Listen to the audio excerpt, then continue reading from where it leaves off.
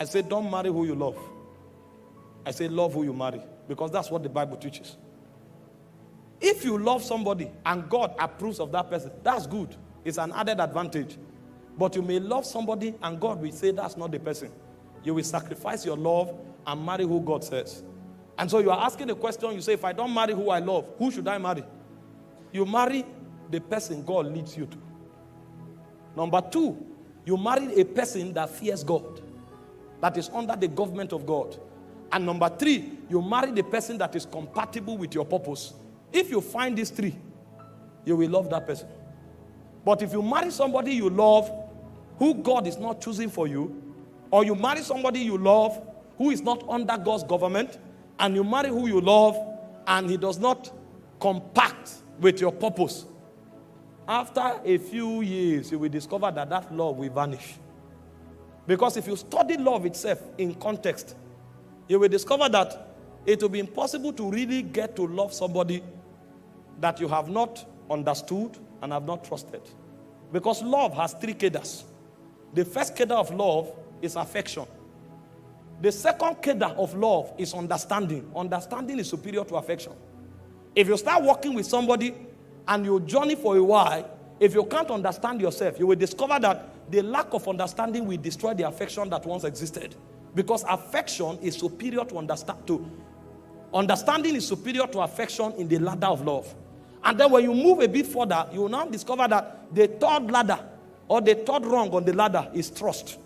Trust is superior to understanding. If you don't trust somebody, you will discover that understanding will collapse. Affection will also collapse. And so when you are even talking love, you cannot really explore love in its fullness unless as you marry somebody and live with a person for a long time. That's why God commands people to love who they marry.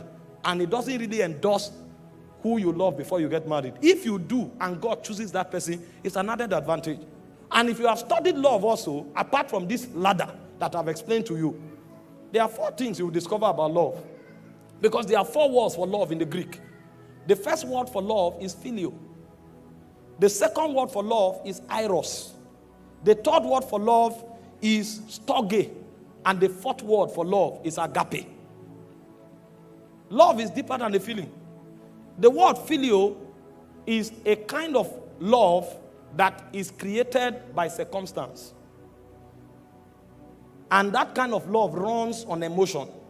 So if I'm in a place with somebody for a while, because that location kept us in that place, we are going to discover that there are few things that connect us. And so because of that circumstance that is created, we will begin to bond in a way. That kind of love is called phileo. If you change that circumstance for a while, that love will begin to die. Because that love is orchestrated by a circumstance, and that love runs on emotion. If you change the circumstance and you alter the emotion, that love will die. It's called phileo. Friendship operates at that level. And then you have what we call eros. Eros is romantic love. Romantic love is motivated by your definition of beauty. It's an affection that goes in the direction of what you consider to be beautiful. And so, for example, if you consider a fair complexion to be beautiful, when you see somebody that is fair, you will get to develop that kind of affection towards that person. But over time, you will discover that because the glory of man diminishes, a point will come when that affection won't mean, that look won't mean much to you anymore. And ask those who are married, they will tell you. When you get married, you are going to discover that as powerful as sex is, even sex will become a responsibility. It's when you are not yet married that demons are touching your emotion. You say, hey. When you get married, you will know that demons were involved. You saw the lady's leg, you say, Jesus.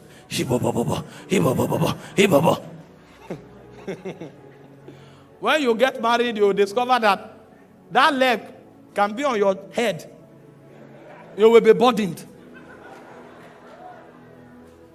Because eros is motivated by what you consider beautiful. A point will come, it will diminish. You will now discover that eros is not enough to bond you. That's why those who run to marriage because of sex, after 1 month, they run out. And the people you meet before you get married, most times, is phileo and eros you feel for them. The higher kind of love is called storge and agape. Storge is companionship. Storge is built by understanding. Storge is not dependent on emotion. That's why people who have understanding, when they become old, at 70, you will see them hold themselves, walking together. It's called companionship. There are two things that bet storge. One is understanding, another is covenant. And covenant runs on blood. So the relationship you have with your brother and your sister is called storge. That love originates from your bloodline. And so you will discover that you will live with your brother for many years. Even if you fight, a point will come, you will need that person. And if you are quarreling and the person dies, you can't sleep. You will not feel it in your mind. It will be a weight on your chest. If you have lost somebody before, you will know. Because that covenant is breaking. And so that detachment will create a weight on you that you can't define. Because that kind of love is covenant-oriented, and it is also based on understanding. It is when you get into marriage that you can build storge. There's no way you can build storge before marriage. Because marriage is prosecuted on covenant. And that covenant is enacted on the altar before God, and it is consummated on the bed of affection. And then as you walk with that person over time, you will now begin to build understanding.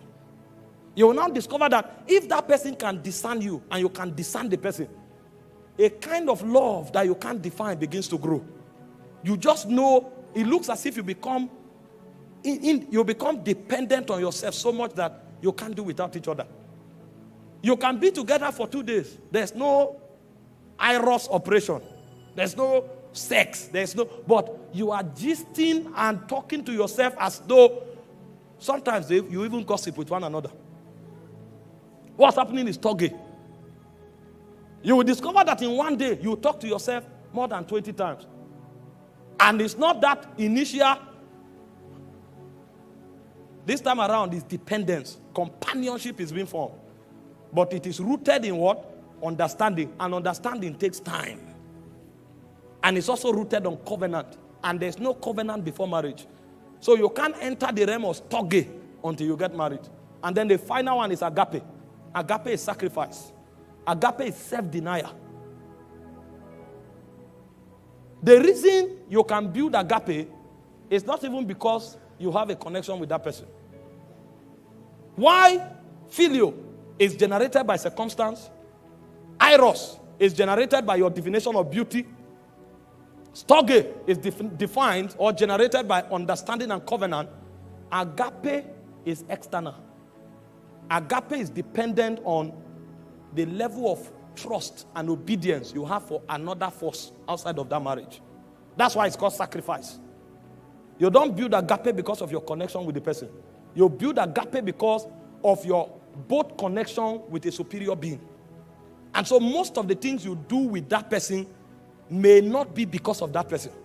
It will be because of your loyalty and submission to that being that binds you together.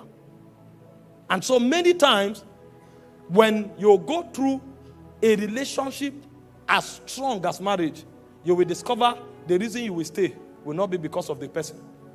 The reason you will stay will be because of your submission to God. That's why it is in worship and it is in loyalty to spirit beings that agape, the subject of agape, can be defined. And you cannot build agape until you marry somebody. Forget about the card you wrote some romantic words and sent. Sacrifice is deeper than card. It's death.